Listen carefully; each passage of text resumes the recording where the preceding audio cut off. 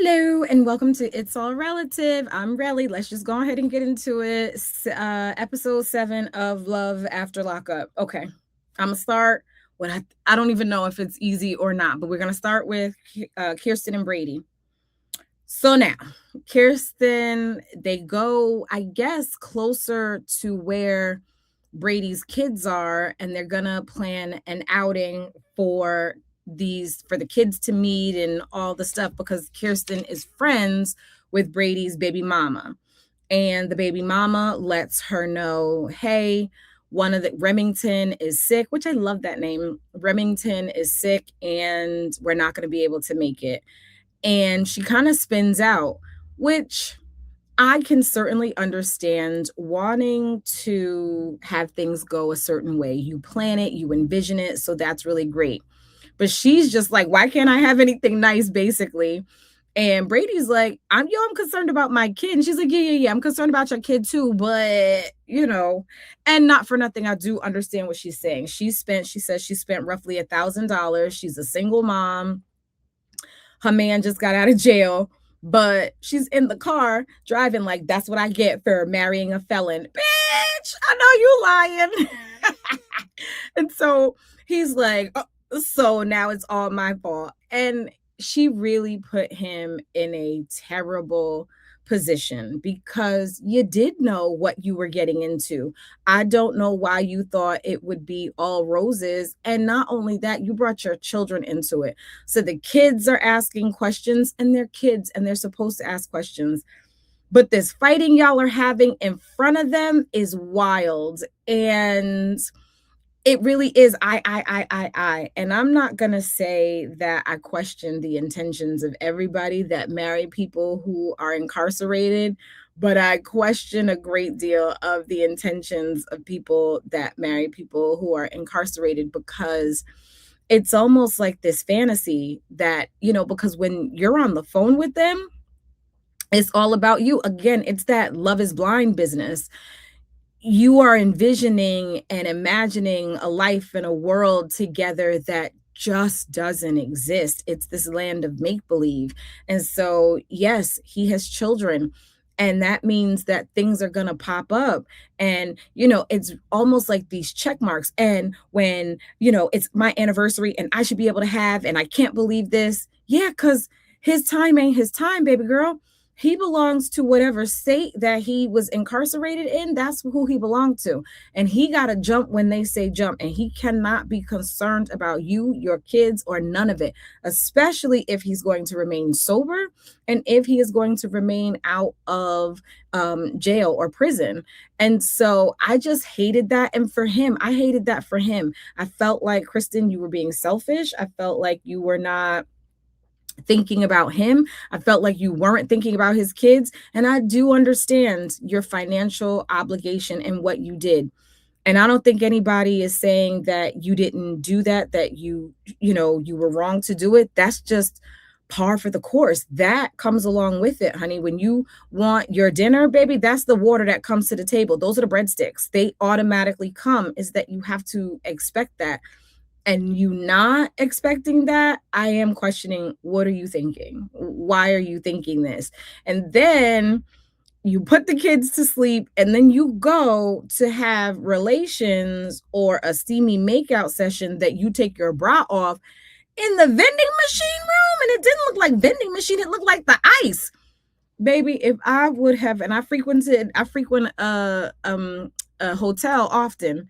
If I would have gone in to get some ice to see two weirdos making out, I am calling hotel security, because what kind of establishment are you running? Why wouldn't y'all just go in the bathroom then? I don't understand it. Like, and you just have to be quiet because those are the things. Kristen, honey, tell me something. I don't understand your thinking. I am lost at where you come up with these things. And it was so nice that he gave you flowers after you done fussed him out and cussed him and really hurt his feelings. And that's terrible. How's he supposed to feel when he first comes home? He can't have a job and he is on somebody else's time. He was away from his children. And so, yes, it's whatever his mom, the kid's mother, whatever the girl's mothers say. And if we ain't going, we ain't going. And you're a mom. So you expected her to not care about her kid in the lymph nodes, and she's supposed to just like, come on, your dad's here and let's go see him. You brought this up and you made this, and it was a very nice gesture. But that also makes me wonder, why did you do it? Did you want it for kudos, for points? What did you do all of that for if you were going to bitch and moan? Because truth be told, then you could have just took your kids and him and went out and not met his kids. Not, and let me be honest, right? Because that's what I said I was going to do. I would talk about you if you did that. I'd have talked about you if you did that. I'd have been like, why his kids didn't come? Why you ain't see about his kids? So you really were damned if you do and damned if you didn't. And you did the right thing. You did. I'm just questioning your motives. Why, if you care a great deal about him and his kids and them spending time together, if it didn't go the way that you wanted it to? Oh, but that's why, because the girl's mom was going to babysit. That's why the girl's mom was going to babysit your kids and you were going to get your alone time. That's what it was. And so I almost feel like, what, then you should have left your kids behind and sent them with their daddy so you could go have private time with your man. That made more sense. And I would have been all right with that, especially because I don't think that your kids need to be as involved in this relationship as they are. And so again, these ladies, they just build this whole life together and add the kids.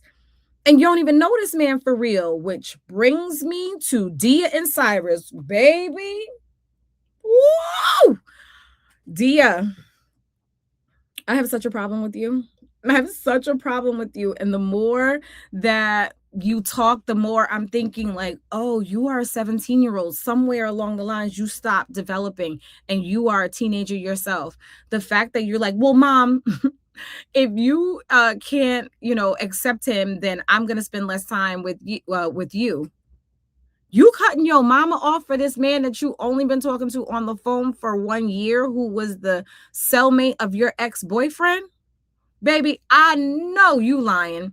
Was mom a little harsh? I think, yeah, a little bit, but I could understand what it is. She has these unspoken expectations. So she was thinking and looking for Cyrus to come in and show something that she didn't share with anyone.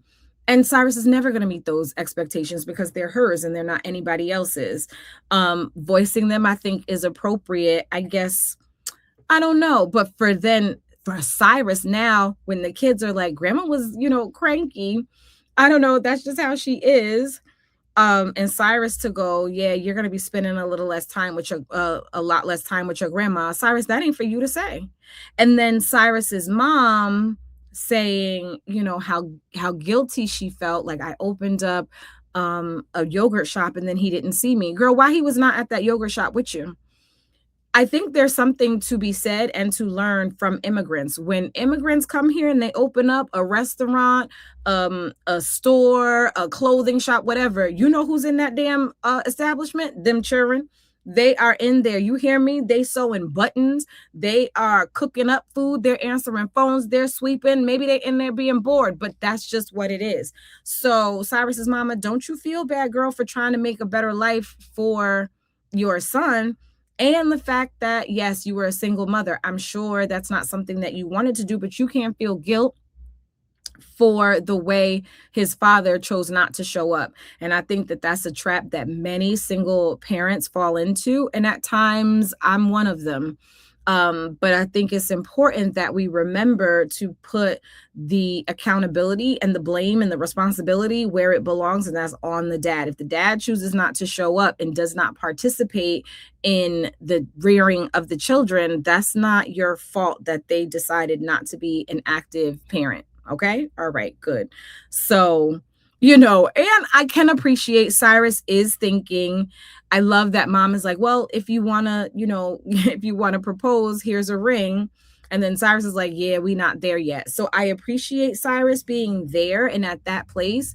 But now talking about, well, she's got to basically choose between you and her mother, and her mother's been the one that's been helping to take care of kids and everything else. That's terrible for you to do. And that's very selfish of you, Cyrus. Now, Cyrus ain't but what, 24, 25? So what he know about life for real? And he been in and out of, jail. Cut this out. Like, Dia, I just want to know, baby, what do you want? And I see that you were married and the children's father was an alcoholic. Your picker is bad. And not that your picker's bad because you married that man and he turned out to be an alcoholic, because some of that you can't control. Your picker is bad because you keep going to the jailhouse to get these men. I appreciate that her sister showed us that she too was, made some mistakes and, paid for them and having to go to the prison and whatnot. So it looked like the sister got it together. She got her own place. Her kid is over there, so it looked like sis is doing all right.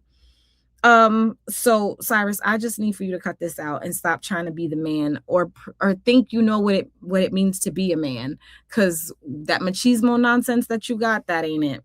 And Dia, cut this out. Like, are you in therapy? Please go and see somebody. Stat. And y'all need some family therapy. There needs to be some stuff going on. Speaking of family therapy, now we're gonna talk about Kaylee and Mike. Girl. Kaylee and Mike have both lied to one another. But the main part here for me was Kaylee and her mom and that conversation that they had. And my heart ached for both of them. It really did. Kaylee's mom, I can't think of her name. Part of me wants to say is Doris, and it might not be Doris, but we're going to go with Doris for right now. And I'm sorry if I got your name wrong, miss. I don't mean it. She comes to her and she is giving warning signs. She's saying, sis, I see some things that just don't look good, pumpkin. Please. She's giving the warning shots and the warning signs that she's supposed to as a mom. And not even maybe as a mom, because Kaylee's like, bitch, I know you lying. Who you talking to? And she's like, you caused the most amount of pain. And not to say that that's not true. And I do love that mom sat in it. She had to hear what Kaylee said, and Kaylee said all the things that, that little girl inside of her needed to say to her mom. Like, you are nobody to be talking or giving advice to me about my life. You cannot mother me. I'm too old to be mothered. And if I'm honest, I know that so well that I feel like the time for my parents to come over here and try and parent me, I definitely am like, what? I'm 46 years old. There is no parenting that you can give. However, just because we're upset at the way that they showed up for us as parents doesn't mean that they are blind to the situations going on, and they have a very different vantage point sometimes, and they can still be helpful. And so in this instance, I'm calling her Dora, and I'm Doris, and I don't know why. Miss Doris is saying, I've been down terrible roads with men that, weren't good. And I'm seeing some similarities in Michael that I see in those men. I'm seeing some similarities in the way that I showed up in my relationships and the way that you're showing up in this relationship. And I think that that's valid. And she didn't get upset with Kaylee. She heard her, she listened, and she just was like, okay, Kaylee is going to learn a very hard lesson. And why? Kaylee, I think, is just trying to show up and please that man. I think she had a thing for him. And when the opportunity presented itself, a little bit of nostalgia to do it, round two, I think that she's like, yeah. I think she just was trying to make him happy. And for Michael to make it seem like Kaylee lied and was terrible and horrible, yes, she did lie. So we're not going to go there. But you too are lying. But it's really the fact that she got 4 kids in there. And you are asking her to do all of these things for you. So you just walked yourself walking into the DMV, and you were like, yeah, I only got to pay $1,000. So I only got to come out of 1,000 out of my 14, only to find out she had duped you and you had to pay the full 6. But why? Why are you upset about that?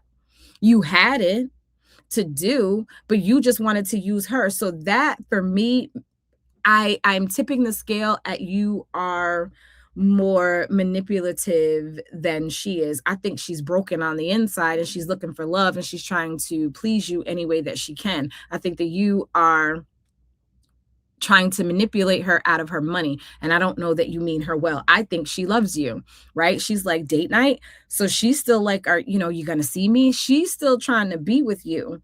And it seems like you just trying to get what you could get out of her. And then for you to like, I don't know what I'm gonna do. I know you lying, big bad money man. Like you told her, like you know what's in the best interest. You done kicked her mama out the house, and you didn't. So let's also say this: you did not kick mom out of the house. You said if you have a problem with it or you can't behave yourself because my mom is coming, then you should leave. And Miss Doris did take that like, oh, he kicked me out. He didn't really kick you out. He just said, if you're not gonna play nice, then you shouldn't be here. And I agree.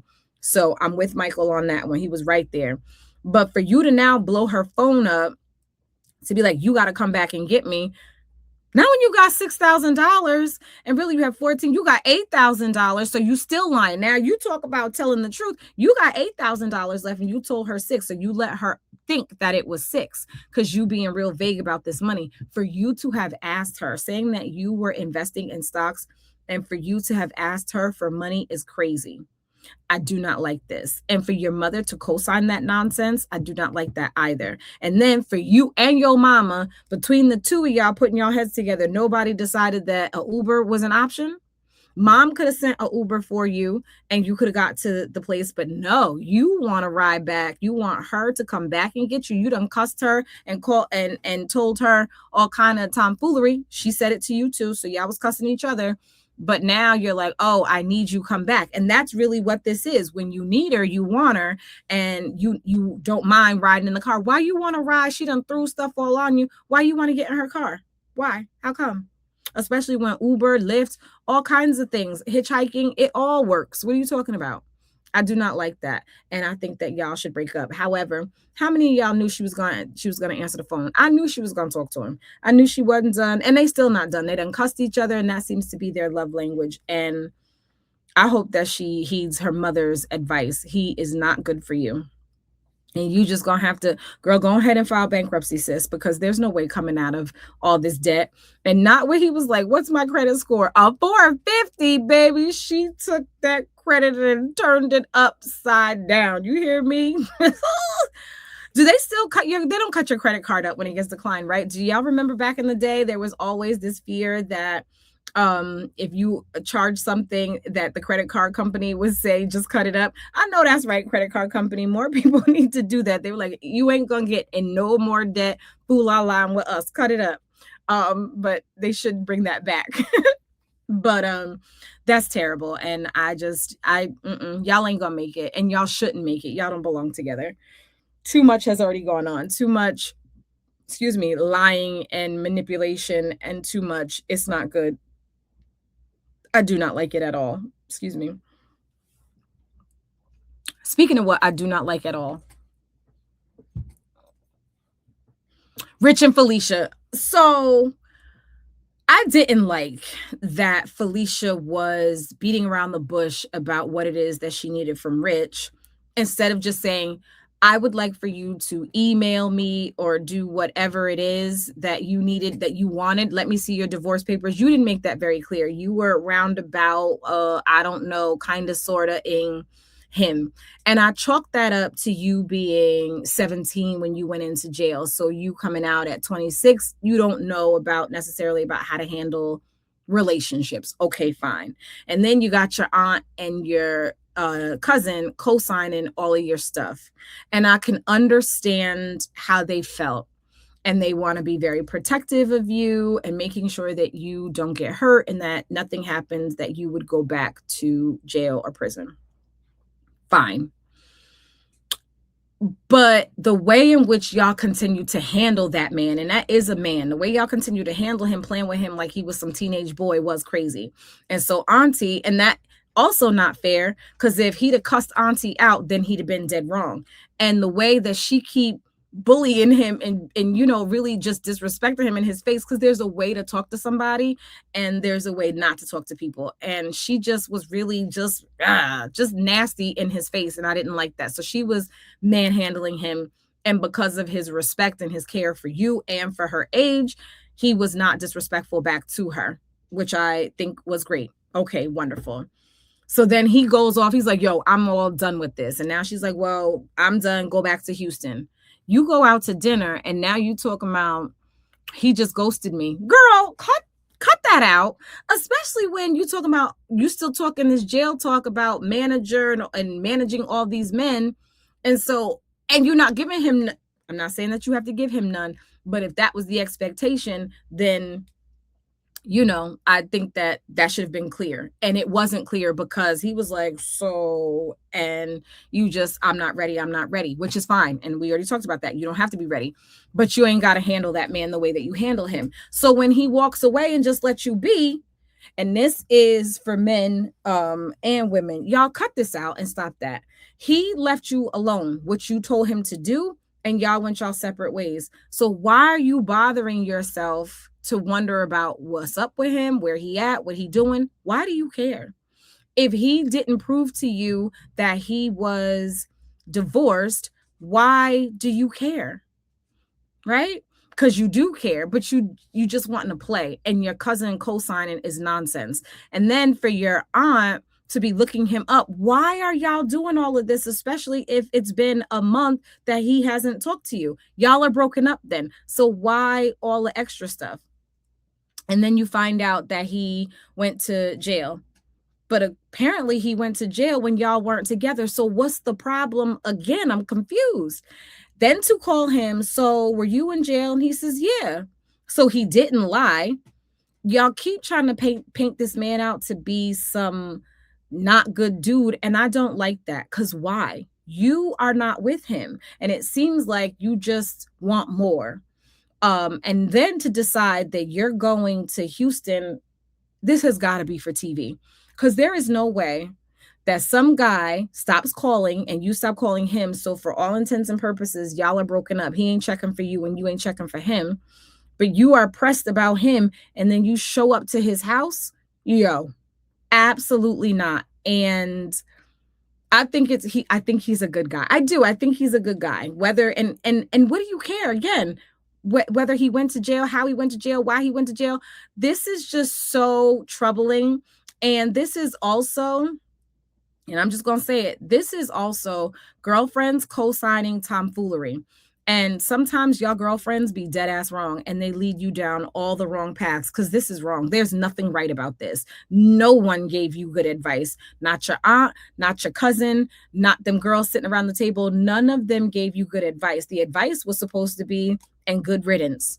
And you're supposed to go on and do your thing. You're working, you're spending time, you are having the time of your life and getting to live, this life that you never got to live prior to going to jail. Enjoy that. Seems like you want to be single to be able to have and talk to all the dudes that you want to talk to. So it just seemed like you want more out of him. And I don't understand why.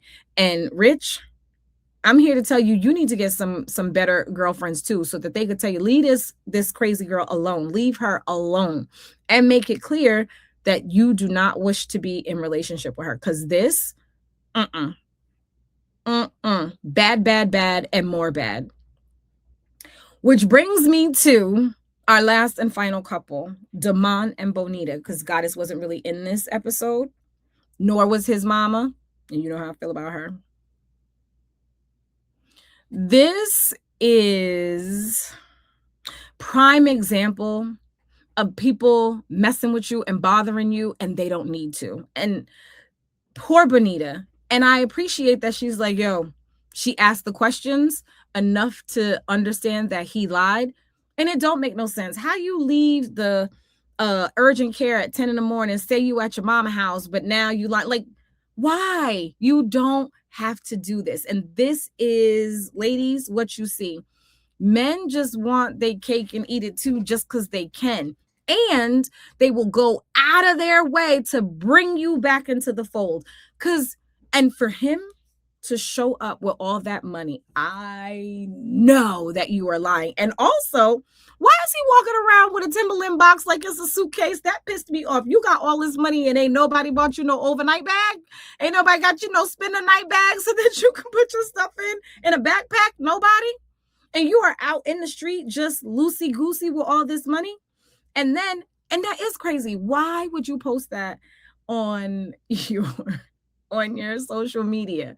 But that just goes to show you where his mind is, which is I just want to be seen and I want to be flashy and I want to be seen as the man. But I also talk about this is where criminal activity, whether it's drug deals, because I think that that's what he's got going on. Because why do you have so much money and you ain't never worked? Like, where's Damon working? Like, let's cut this out and we're not going to pretend like he's actually working and this is what is harmful. What's going on, but all this money going on, and this girl is out here pawning your stuff because she needs money, and you come in with a wad of cash. So then why didn't you ensure that your mama had brought some money over there to take care of your kids? Why are you in the strip club when you got 4 kids? Huh? And you've been away from them? Huh, Damon? Absolutely not. Absolutely not. And women, this is a cautionary tale. They will do this to you when you see that they are lying to you and they don't mean you well. Cut them loose. Please and thank you. Save yourself the time and the energy. And I love Bonita. She really did try. And she did. And I appreciate that she got herself together and she's like, yeah, you got to go. You got to go. I love that. I never understood why women wanted to smell the man's penis. I never understood that. Like when they're like, go in the bathroom, let me see it, let me smell it. I never understood it. So now, oh, that's what you do. But that's just it. If you got to do that, you already have your answer. And she had her answer, but I think she just wanted to know deep within herself so that when he did, oh, I don't want to be with anybody else but you and this, that, and the third. You are a flashy dude with a whole bunch of money. You could have brought one of them strippers home or whatever. And I'm not saying that all strippers want to get with their dudes. I'm not saying that. So, but I am just saying, look, you absolutely did not have to play with this girl like this. Why are you lying to her? Why? Why are you trying to cause her pain? And you're watching her crash out. You're watching her cry. You're watching her in her feelings. And you are steady lying to her. Just leave her alone. Go be with Goddess. Why are you instilling this pain on this woman? And that's what I want to know. So if there's a man watching this, I don't really want to hear from women. But you know why? Because women, we don't know. We don't know. I want to hear from the men. Why do you do this? Why do you inflict pain? Why do you gaslight? And I'm about to answer it for myself. It's selfishness. That's what it is. It's selfish. They want what they want. And it's like a toy. I want to play with this particular toy. I want to play with that toy. And I want to play with this toy. And I don't want anybody else to play with this toy either, which is then why they lock you down. When he's like, I gave you this ring and you're my fiance. It's supposed to mean something. My mouth hurts so bad. And here you are, got me chasing you all up and down the street. You see the line? I want to put my hands on him and I don't even believe in doing the pow-pows, but I know the pain would have been too much, I think, for me to continue on in that way. And I definitely would have had to I would have probably had to leave. I'd have had to leave and go someplace else that he didn't know where I was. That's just that. But I realized that's how I do. I was talking to my friend yesterday and I remember times that I've been like, oh, this isn't true. Like you're saying this, my son's father, we were young, we were babies and we were fighting and carrying on, not fist fighting, but fighting. And he was like, I think his sister was like, he said the baby wasn't his anyway. I was like, oh, okay, baby. I left. It was like 11 o'clock at night. I left the situation. It was my mom, his sister, my god sister. Like we were at it, just arguing back and forth. And so he said that, and I was like, mm-hmm. And I went home. I went to my house, and I called the hospital, and I had him removed. My little baby was a micro preemie, and he was in the hospital. And I took his dad's name right off the visitation list. Because what we're not going to do is that if this ain't your baby, then don't come see nothing that don't belong to you, which is also the same reason, which, I caught a lot of flack on the internet about a situation with my ex-husband and my daughter. And he was like, he had said to me that he wasn't ever going to reach out to me and speak to me about my children. And I was like, oh, all right, cool. So when he went to my kids' graduation, I was very confused. Why are you at my kids' graduation? Why are you here? You said that they were mine. So don't bring yourself to my kids' graduation. And it let me know, remembering that story, just having that conversation with my bestie yesterday, I'm consistent. I'm consistent. If you, whatever it is, like, let's make sure that we stand on that. I was 17 when I was having those fights. But yeah, if that's not your kid, then don't come over here. So I'm not a pow pow fighter. I'm just like, oh, let's be done and let's do this right. Don't come over here. No, thank you. Goodbye.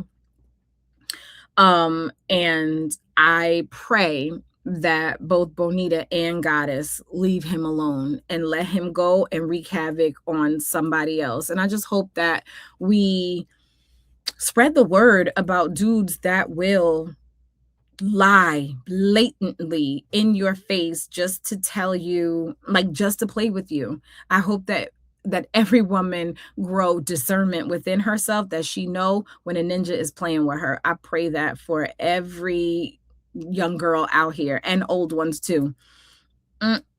Don't do it. You understand? Anyway, that's been this this week's episode of Love After Lockup. Ugh, I'm so invested. And until next time, I'll see you later. Bye.